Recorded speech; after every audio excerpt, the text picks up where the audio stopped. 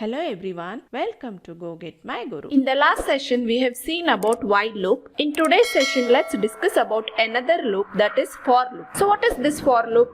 For loop is used for iterating over a sequence. So what is this sequence now? The sequence can be list, tuple, dictionary or string. The next question comes is, what is the syntax for loop? So syntax for loop is give for and the variable name, then give in sequence. Following this, give a set of statements you want to print. Now, let's discuss how we can implement this for loop in programming. So let's consider we want to find the square of numbers. That is, we have a set of numbers and we want to know the square of each number. So how can we do that? Let's see. First, I'll make a list of numbers. Let me say I have 1, 2, 3, 4 and 5. Next, now make use of for loop. For square in numbers, we have square is equal to square into square. Now, let's print this square. So, let's say the square of a number is, we have square here.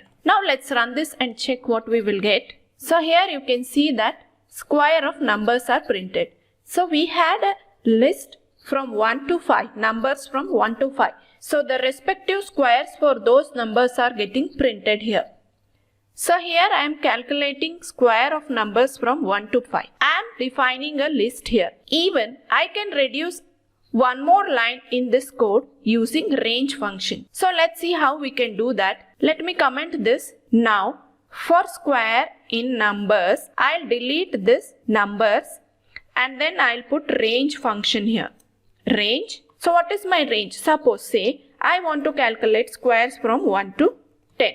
You need not to define any list here because you are using a range. Your range starts from 1 and ends at 9. So now let's run and check what we will get. So here you can see that we have got squares until 9. That is 9 square is 81.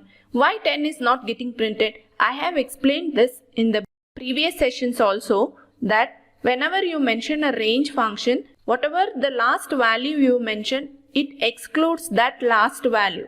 So our last value was 10. Excluding 10, it calculates range from 1 to 9. So by making use of range function, I have reduced one more line of code. Now, if you want to stop this iteration process when the number reaches to 5, that means you want to calculate square of numbers till 5. So how we can do that now? Let's say we'll put an if condition here. If square is equal to 5, then we'll break this for loop.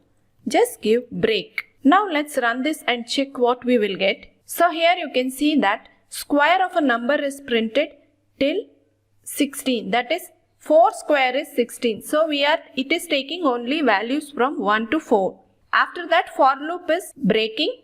Now let's make use of this continue statement. So what happened when we used break statement? When we used break statement, the loop breaks there. So here square is equal to 3 we have given now, and then I have given continue. Let's observe what happens. Let's run this and check. So here you can observe that as we have given number as 3, that is square is equal to 3, and then we have given continue. So here 1 is square of 1, 4 is square of 2, but square of 3 is not getting printed. Why? Because we have given square is equal to 3 and then we are giving continue. So what does this continue statement does? Let's go back to code and check. Continue statement do? Continue statement stops the current iteration of the loop and then continues with the next. So what does that mean? Here we are giving square as 3. So in the output we have observed that square of 3 is not getting printed because we are telling continue. That means the current iteration was 3 and it is skipping that iteration and continuing from the next value. I hope you are clear with this. Continue and break statements. Can we make use of else condition in this for loop? Yes, we can make use.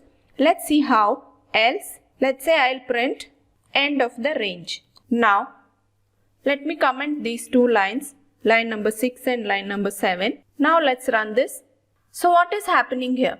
Here after the for loop is executed, or after for loop completes all the iterations, it is coming to the else condition and then printing the statement there. So our statement in else block was end of the range. So it is getting printed. So the key takeaways of today's session are, we have discussed about for loop in today's session. So for loop is used to iterate over a sequence. This sequence can be dictionary, tuple, list or string. And then we have discussed how to make use of range function with for loop. This range function has 3 bits. One is start, stop and step. And then we have seen how to make use of if and else condition in for loop. Once the for loop completes its execution, it moves to the else block. If we mention else block, it moves to the else block and executes the statements there. And we have seen the usage of break and continue statements in for loop. So what is the use of break statement? Break statement stops the execution of for loop. That is, break statement stops iteration process. And what is the use of continue statement?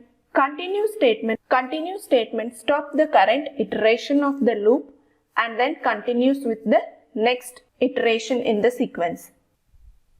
Thanks for watching. Do like and share our videos. Happy learning. Subscribe to Go Get My Guru channel and don't forget to press the bell icon to receive regular updates.